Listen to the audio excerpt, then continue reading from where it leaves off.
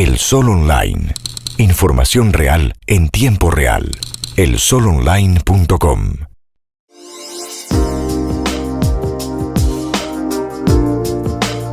Sí, bajar la edad de imputabilidad de los menores a 14 años, más un régimen penal juvenil acorde, más un código penal juvenil diferente al código penal que rige para los mayores. Esa es la propuesta, digamos. Sí, lo apoyo. ¿Por qué? Porque me parece que ya a los 14 años los jóvenes tienen la noción suficiente para discernir cuando las cosas son correctas o cuando hay un ilícito o cuando de alguna manera van por el camino correcto.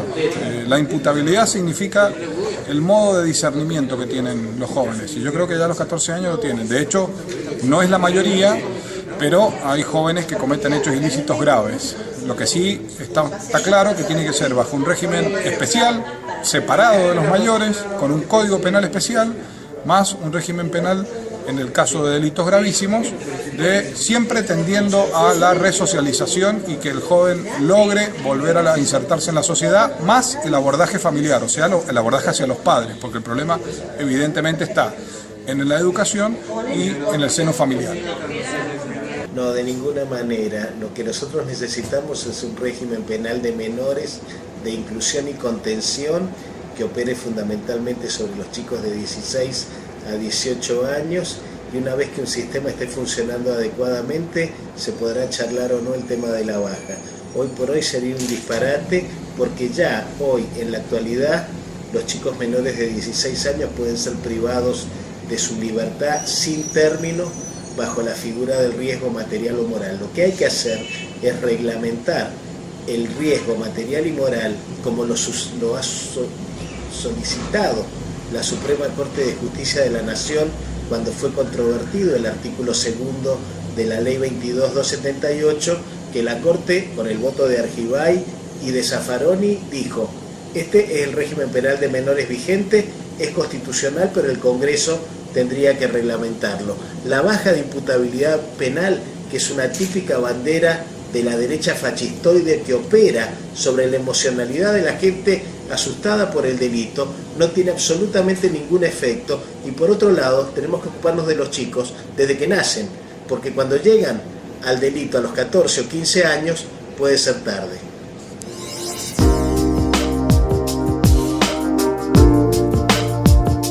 Estoy en contra. No, porque incrementaría los hechos ilícitos de aquellas personas que no solo no tienen tratamiento, porque no existe en la provincia de Mendoza y existen en muy pocos lugares del país lugares acordes para el tratamiento con internación, sino que estamos detectando en los últimos tiempos un aumento generalizado de hechos ilícitos menores que terminan con hechos violentos o delitos aberrantes, justamente por la incidencia que tiene el alcohol y las drogas en estos hechos ilícitos. Además, culturalmente ni la Argentina ni Mendoza está preparada para sobrellevar esta gran reforma cultural. Entiendo de que es una cuestión de índole personal y todas las experiencias en el mundo que han avanzado en esta situación, solamente perdura Holanda y Uruguay, que está avanzando en una ley intentando de que a partir del año que viene, pero yo creo que va a ir por el camino, no va a funcionar. Sí, absolutamente. Una persona que consume marihuana no tiene nada que ver con un delincuente. Lo que hay que hacer es concentrarse en el narcotráfico, y el narcotráfico es producto de dos grandes factores. Por un lado, la desigualdad y la inequidad, y por otro lado, la invasiva presencia de la DEA en los países latinoamericanos, que a través de un ingreso formidable de recursos controla y genera información que a ellos les interesa. El problema de la droga no pasa por la marihuana y por lo tanto su consumo debe ser despenalizado.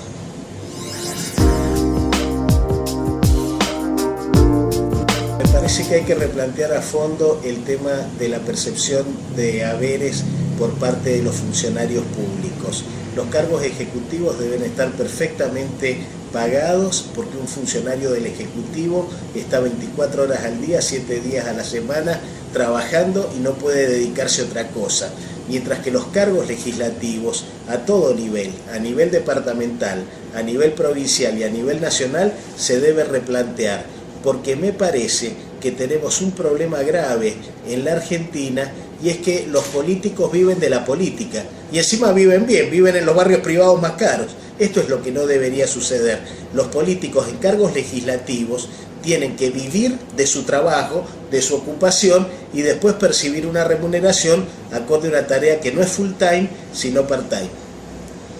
Ningún diputado en el país, como tampoco el diputado del Frente de Izquierda de Neuquén, gana como un docente. El diputado del Frente para la Izquierda de Neuquén y todos los diputados en el país ganan como un diputado.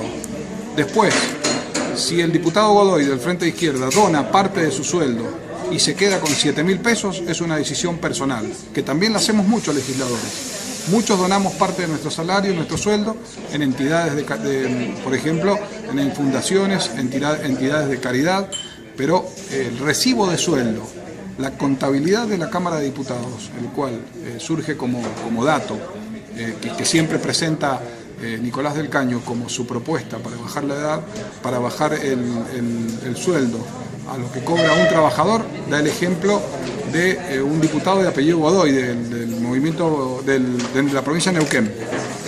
Él no tiene una contabilidad propia en donde su recibo de sueldo dice 7.000 pesos. Dice lo que gana como diputado y después él dona la parte que él voluntariamente quiere donar. Así que en ese sentido no tengo ningún problema, porque lo hacemos ahora actualmente. Yo lo hago a través de algunas fundaciones de lucha contra el cáncer, que no necesito hacer publicidad a quién, ni propaganda a quién, pero casi todos los legisladores de la provincia, parte de nuestro sueldo va en donaciones, en ayudas, en caridad, siempre pasa esto. Yo además tengo mi trabajo particular, que es mi estudio jurídico, que está funcionando hace varios años.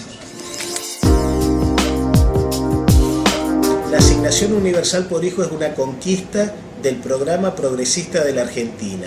Ya en 1997 el primer proyecto fue presentado por Elisa Carrió. Hay que mantener la asignación universal por hijo, pero con 3 modificaciones significativas frente al régimen actual. En primer lugar, debe estar reglamentada por ley, no puede ser creación de un decreto del Poder Ejecutivo. En segundo lugar, tiene que ser efectivamente universal, efectivamente para todos los chicos menores de 18 años, y los que tienen dinero deben devolverla a través de la vía tributaria o impositiva, que es lo mismo que sugerimos para el caso de las netbooks en escuelas privadas o para el caso de subsidios a la educación privada. Y en tercer lugar, tiene que ser financiada con recursos tributarios basados en un tributo al capital, a la renta financiera y a las ganancias de los grupos poderosos, y no financiada con recursos del ANSES. No, estoy de acuerdo en mantenerla, pero hay que hacerlo por ley.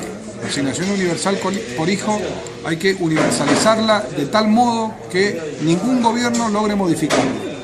Esto significa que tiene que tener una ley del Congreso para que para toda la vida quede estipulado. Lo que sí pretendo es de que esa asignación universal por hijo también tenga una contraprestación por parte de los padres. Esa contraprestación significa al menos la obligatoriedad de la escolaridad, porque si no, pues yo creo que debería tener un tratamiento diferente. Pero sí, es un acierto del gobierno nacional implementarlo, pero fue una idea de la oposición. Más claramente fue una idea de partidos del socialismo y el ARI de Capital Federal. No sé si desde el Congreso, me parece que el Congreso puede hacer una comisión investigadora para un estudio absolutamente adecuado de la problemática de las cadenas de comercialización, que son las que hacen que a nuestros productores en San Rafael o en Alvear no les paguen nada por la fruta, y después cuando uno las va a buscar a un supermercado de la Capital Federal salen 10, 15 o 20 pesos el kilo. Entonces me parece que el Congreso puede trabajar sobre un nuevo INDEC, sobre una reformulación de la problemática de la cadena de comercialización a través de una investigación importante, y finalmente acompañando políticas integrales de carácter económico. Solo el Congreso no lo puede hacer. Hay pocas medidas que se pueden implementar desde el Congreso. Desde el Congreso se pueden promover medidas que tengan que ver con el seguimiento y la reforma al INDEC, por ejemplo, para que tengamos datos precisos. Promover medidas en el ámbito presupuestario, cuando llega el presupuesto nacional. Pero para todo eso necesitas mayorías. Si la ciudadanía de Mendoza sigue votando a las mismas mayorías, es muy difícil modificar. En el Congreso de la Nación, en la legislatura de Mendoza y en los consejos deliberantes, para modificar temas que tengan que ver con leyes y mejorar la calidad de vida, se necesita equilibrio en las bancas. Ninguno debería tener la mayoría absoluta, porque con mayoría absoluta no se puede controlar ni se puede modificar la realidad. La inflación es un tema del Poder Ejecutivo que tiene que ver con muchos factores. La sufrimos los mendocinos. Yo siempre doy un ejemplo.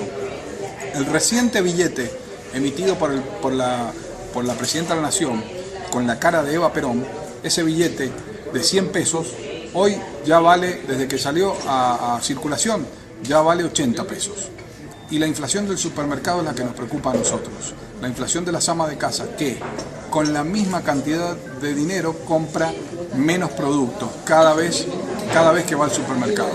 Eso hay que revertirlo con políticas activas que tienen que ver con no gastar, que el Estado no gaste más de lo que entra, manteniendo lo que tiene que ver con ayudas sociales, manteniendo las ayudas económicas a las provincias, manteniendo cierto equilibrio financiero, pero estamos con un gasto de 15.000 millones en importaciones, estamos con un gasto superfluo muy importante, el 92% del presupuesto de Mendoza se va en gastos corrientes, entonces se necesita de alguna manera refuncionalizar, una nueva reingeniería del presupuesto y con mayor producción, incentivar la producción, que eso va a permitir que la inflación baje.